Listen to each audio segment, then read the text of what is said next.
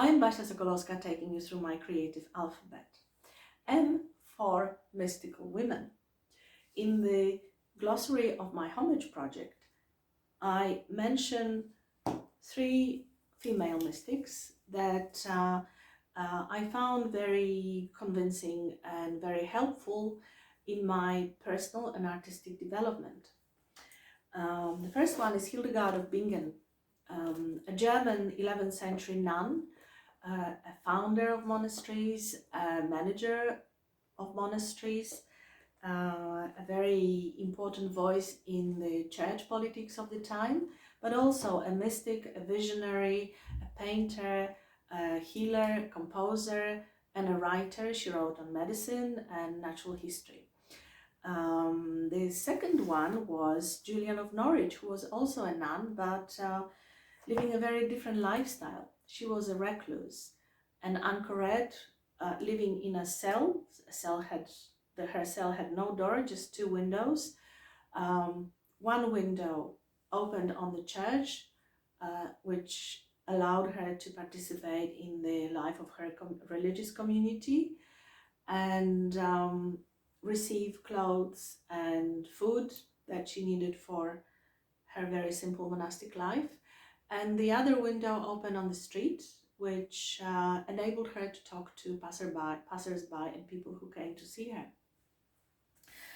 The third and the most recent of the 3 mystical women is Simone Weil, who was a French philosopher and writer and a mystic, a very radical person. She lived in the first half of the 20th century, a very, very, very difficult, tumultuous political and social time.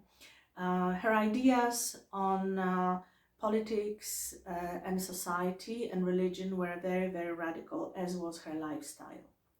Now, what the 3 of them, living in very different eras and doing very different work, had in common, which is pretty much something that all mystics have in common, was the sort of central position of God in their lives. That made them live a life of service very, very consciously and intentionally. Their lives were lives of service to God in terms of prayer and mystical experiences and that kind of connection with something much, much grander than themselves, but also a life of service to those around them, to the communities in which they functioned. Even Julian, who lived in a cell all her life, and it was a life of contemplation and prayer. She talked to people who came to see her and reassured them and counseled them. And living at the times of Black Death ravaging across Europe was very important to people to have that presence and reassurance, because there was a lot of instability and anxiety, pretty much like in the pandemic that we have just gone through.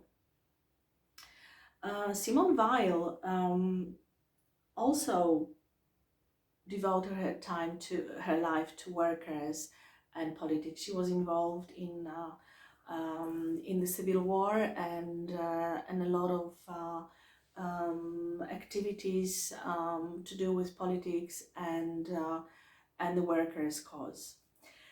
Now, each of them in her writings provided me with some insights which kind of opened a door for me in terms of thinking about myself and my art and life. And just 3 things, one from each, I would like to share with you. Now, Hildegard writes about joy in her Liber Vitae Meritorum, the book of merits of life. And she says that joy is a very important thing to cultivate and to nurture. It is connected to gratitude, she says. Gratitude, well, as we know, is something that we often overlook all the things that we have and we take granted for. She says that joy is important because it pushes us, elevates our lives and our spirit, and allows them to live our lives to the full, to find fulfillment. And it also gives us the energy to be creative. And that was quite a revelation for me, because a lot of my art for many, many years, well, from the beginning, came from a very dark place and was caused or prompted by difficult, unhappy events in my life. So art became a way of processing them. So it was the kind of difficult emotions that pushed my creativity rather than joy and happiness. So when I kind of discovered that, I became conscious of the value of joy and the value and the need to cultivate it quite intentionally rather than relying on kind of nice things happening to me, which kind of is quite a task in my case, because I'm not a naturally kind of happy person, but I'm trying. Julian, her thought, her writing, and her experience of God is a very personal, very intimate one. The Book of Divine Revelations of Divine God is the title of her work, and she often uses very intimate and personal, and I find female language when she talks about her relationship with God. She talks about being enfolded in love. She talks about being enclosed in love, embraced by God. It's a very kind of God you would hug and you get a lot of comfort from, and something you really enjoy and you really want to do. It's a very different God from the menacing, tough guy from the Old Testament who set rules and then punished you if you did not obey them, like he did with expelling Adam and Eve from paradise. This is a Carmen Infinitum image from the series I made in the early 90s, before I came across Hildegard or Julian, before I started reading them. And I sort of played with the idea of kind of this kind of menacing dark presence, and of course playing with the old masters images.